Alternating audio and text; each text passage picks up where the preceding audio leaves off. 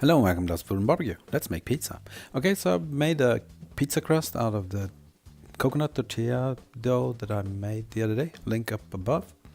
And then we needed tomato sauce. So I got one package of passata tomatoes, 2 tablespoons of basil and tomato seasoning. It's a herbal seasoning.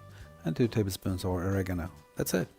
Using that as a base, after I pre-baked the crust for 7 to 8 minutes in 230, 450 degrees.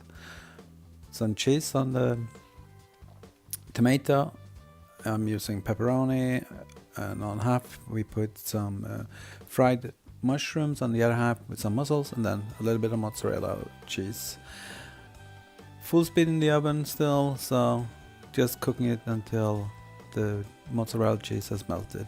Cutting it into slices, and it's time for a taste test. There we go, a coconut tortilla pizza crust. That's right.